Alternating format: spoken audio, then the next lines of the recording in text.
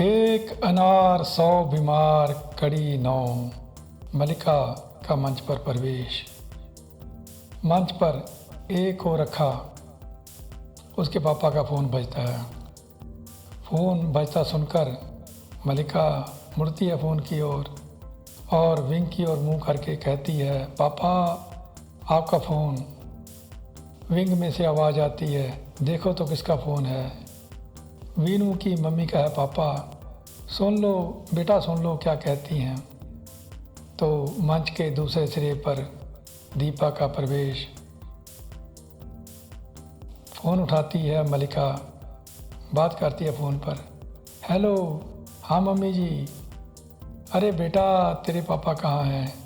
वो तो मम्मी जी वॉशरूम में हैं, उनको कोई मैसेज देना था। हाँ बेटा, वीनू के पापा ने मेरे अकाउंट में 10 लाख डलवा दिए हैं, सोचा तुम लोगों को दिल्ली घुमा कर लाऊं। मम्मी जी ये तो आपने मेरे मन की बात कह दी, मैंने कभी दिल्ली देखी नहीं। पापा अक्सर दिल्ली जाते रहते हैं, मैंने कई बार कहा है कि पापा मुझे भी साथ ले चलिए। बोले कि कौन सी तूने कुतुब मीनार देखनी है, फिर कभी चलना। मैंने कहा मैंने कुतुब मीनार नहीं, पार्लियामेंट देखनी है। कहते थे कि पहले इलेक्शन लड़ एमपी के, पार्लियामेंट अपने आप दिख जाएगी। भला बताओ, आपके होते हुए मैं एमपी की इलेक्शन कैसे लड़ सकती हूँ? चल कोई बात नहीं बेटा, बोली दीपा, जब मैं एमपी बन गई मेरे साथ चलना दिल्ली। हाँ, तुम्हारे पापा से यह पूछना था कि उनका दिल्ली जाने का प्रोग्राम कब है। मम्मी जी आप जब कहें चल पड़ेंगे, उनके प्रोग्राम का क्या है, मैं मना लूँगी उनको। तो बेटा कल को चलें, अब ज़्यादा देर करनी भी ठीक नहीं है। हाँ मम्मी जी, आप अपनी तैयारी कर लीजिए, मैं पापा को बोल दूँगी, वो तैयार हो जाएंगे। अच्छा मम्मी जी फिर नमस्कार, तैयारी करूँ कल के लिए। हाँ बेटी मैं भी अपना बैग पैक कर लूँ, बोली दीपा। वहाँ कम से कम 10-15 दिन तो रहेंगे ही। तुम्हारे पापा 2-4 दिन में रह कर लौट आएंगे और हम माँ बेटी वहाँ रहकर पूरी दिल्ली घूमेंगे। बेटा अब तो हमारे अकाउंट में तुम्हारे वो बीनू के पापा है ना, उन्होंने 10 लाख डाल दिए हैं। अच्छा मम्मी फिर फ़ोन काटती हूँ और तैयारी शुरू करती हूँ। दोनों मंच से जाती हैं। वीर एक फाइल लिए मंच पर आता है, एक कुर्सी पर बैठकर अपनी जेब में रखे पेन को खोलता है, फिर फाइल खोलकर कुछ सोचने लगता है, फिर अपने आप से कुछ कहता है, बोलता है, इस कहानी का एंड क्या हो? दर्शकों की ओर मुड़कर, इस नाटक की बात नहीं कर रहा हूँ जनाब, पिछले दिनों एक फ़िल्म की स्क्रिप्ट लिखी है, उसी का एंड सोच रहा हूँ।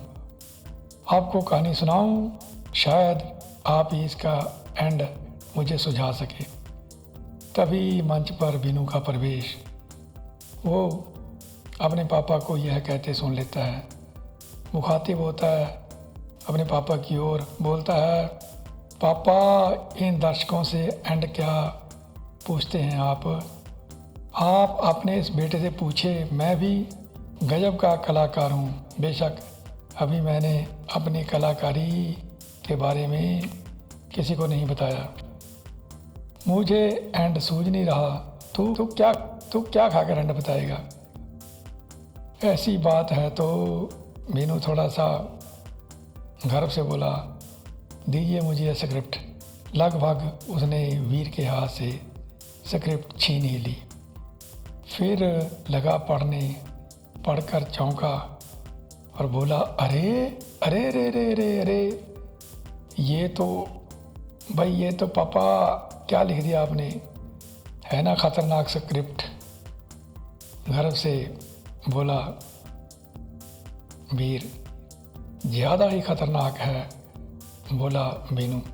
अगर ये फाइल लग गई मम्मी जी के हाथ, वो तो लगता है दिल्ली जाती जाती हरिद्वार के लिए निकल जाएंगी। क्यों? वहाँ क्या करेंगी जाकर? सोचेंगी, बोला बीनू। जब इलेक्शन ही नहीं लड़ना तो हरिद्वार जाकर भगवान का भजन ही क्यों ना करूं। और उसके साथ पापा मुझे भी हरिद्वार जाना पड़ेगा। क्यों? तुझे क्यों जाना पड़ेगा? मम्मी ने इलेक्शन ना लड़ा तो फिर वो मनोहर लाल जो मुझे अपना दामाद बनाना चाहता है, वो तो मुझे अपने घर में घुसने भी नहीं देगा। बोलेगा, क्या बोलेगा? जो हमारी पड़ोसन की दुल्हनिया ने बोला था मेरे बारे में कि लड़का कुछ करता नहीं, इसके साथ शादी करने से तो अच्छा है कुएं में कूद जाना। ना पापा, ये स्क्रिप्ट इसको आप माचिस की तीली लेकर आग लगाकर ओम नमो स्वाहा कर दीजिए। वाह भाई वाह, क्या बात कर रहा है। अरे लो, आ गया दिमाग में इसका एंड। इधर कर मेरी स्क्रिप्ट।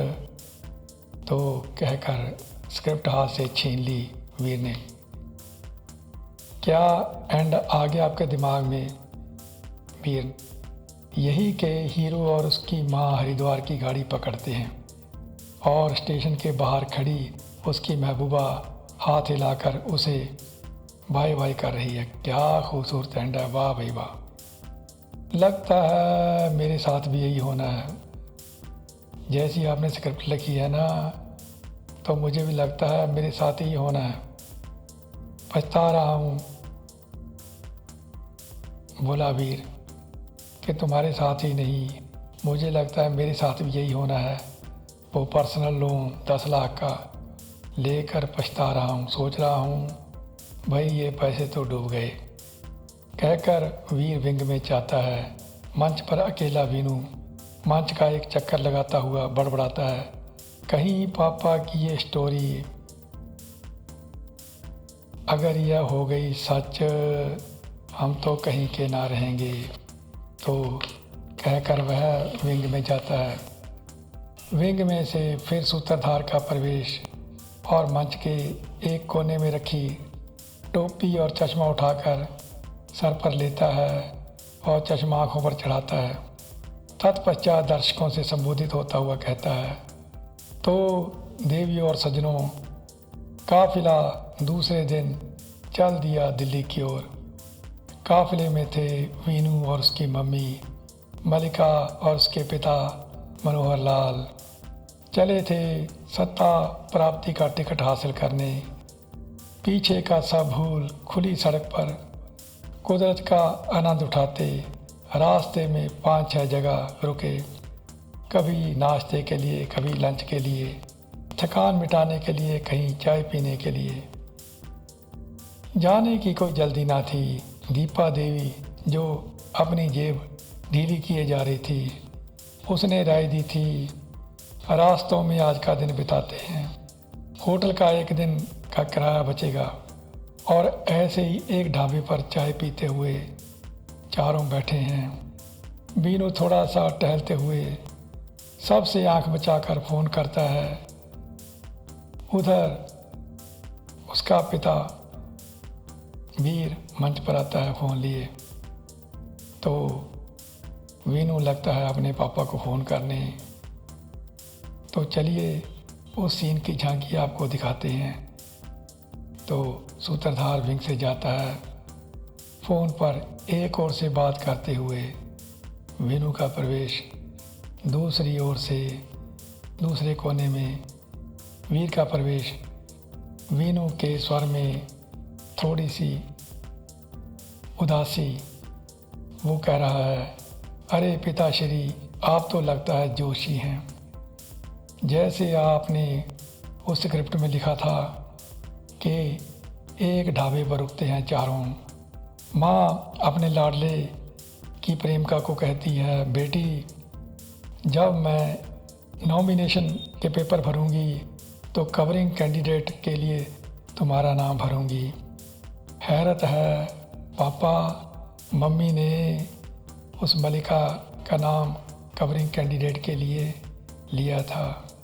दोनों खुश हैं कहकर विंग में चला गया वेणु और वीर हाथ में स्क्रिप्ट लिए लगा आगे कहानी पढ़ने। बोला, अरे लगता है वो कहते हैं ना कि क्रिएटर जो रचनाकार होता है वो भगवान ही होता है।